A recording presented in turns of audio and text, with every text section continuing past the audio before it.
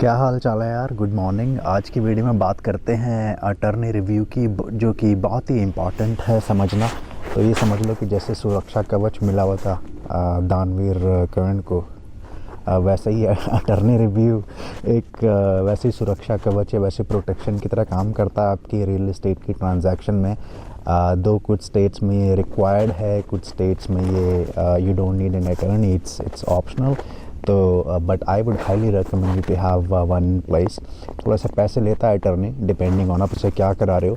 तो पहले समझते कि अटर्नी रिव्यू होता क्या है, क्यों चाहिए होता है, कैसे हेल्प करता है, कितना खर्चा आता है अप्रॉक्सीमेटली इस पर।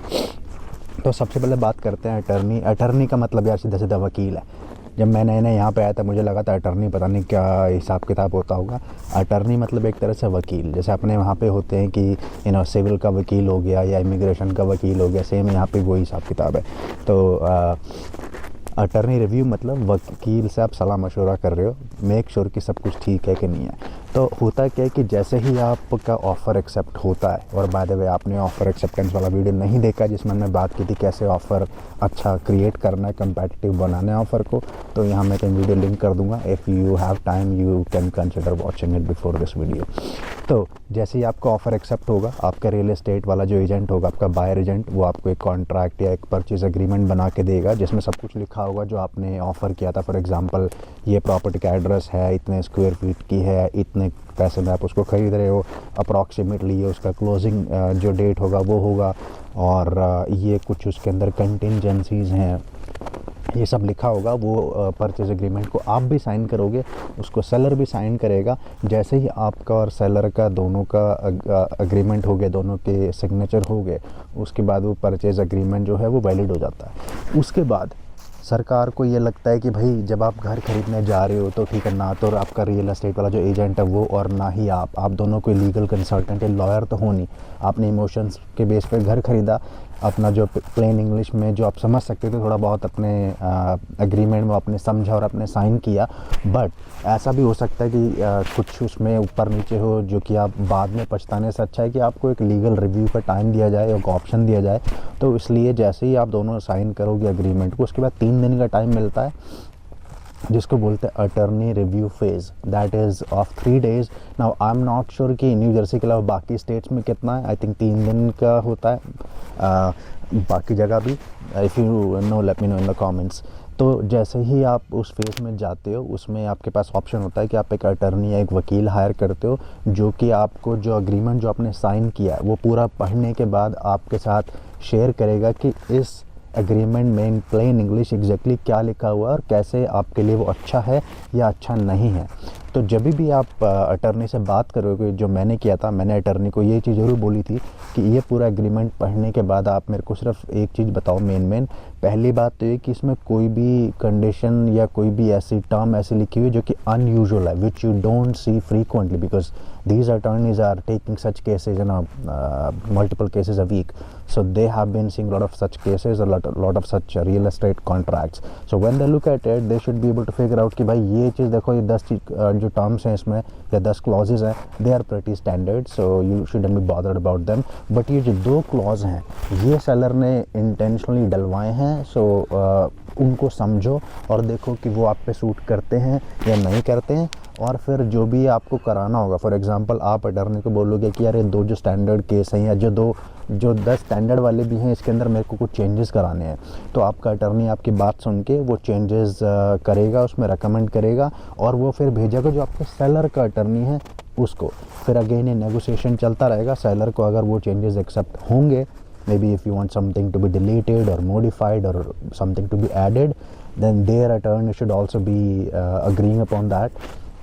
अगर वो अग्री नहीं होता then you would have some back and forth. Otherwise जैसे वो अग्रीमेंट हो जाता है उसके बाद अटर्नी रिव्यू फेज से आप बाहर आ जाते हो, and then you and seller would be legally liable to perform or to execute that specific transaction or the contract. तो कई बार एक इम्पॉर्टेंट ये मैं बात बता दूं आपको, कई बार क्या होता है कि because of some reasons you don't feel good after signing the purchase agreement.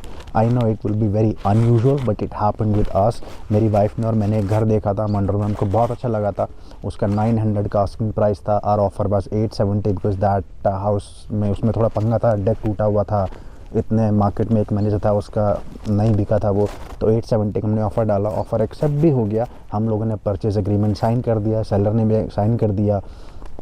But कुछ बैक एंड फोर्थ चल रहा था जिससे हमें मज़ा नहीं आ रहा था। मतलब वो कह रहे थे कि हमें यहाँ पे रेंट पे रहने के लिए दे दो, हमने बोला ठीक है दे देंगे आप, बट अपने बच्चों का सेशन पूरा कर लो। फिर वो बोलते हैं कि हम फ्री में रहेंगे रेंट पे। अब मैं भाई यहाँ पे मॉर्गेज की अपनी किस्त भरूँ, तुम फ्री में रहो, कि भाई मैंने थोड़ी धर्मशाला खोली हुई यहाँ पे। तो ये मतलब कुछ बैक एंड फोर्थ करने के बाद ना हमको समहाउ मज़ा नहीं आया। And then though we signed the purchase agreement, but we were looking for a way to back off or back out from that deal. And we were a bit concern, क्योंकि first time home buyer थे और इतना पैसा खर्च कर रहे थे और दिक्कत में ले लेते हैं। और कई बार क्या होता है कि आप बिना मन के घर में आपको ज़बरदस्ती लेना पड़ जाए तो फिर और दिक्कत होती है। तो then we started figuring out कि हमारे ऑप्शंस क्या हैं। देन वी रियलाइज कि ऐसा अटर्नी रिव्यू होता है, तो हमको एक अटर्नी हायर करना पड़ा। उस अटर्नी ने हमसे $150 लिए और एक ईमेल भेजी सेलर के अटर्नी को कि my buyer is exercising his legal right and backing off or cancelling this specific agreement. You do not need to give any specific reasoning behind it, कि भाई मैं ये घर से इसलिए बाहर आ रहा हूँ कि मेरे को दीवारों का कलर पसंद नहीं है, कुछ भी। You don't need to give any reason, you can back off from for any damn thing.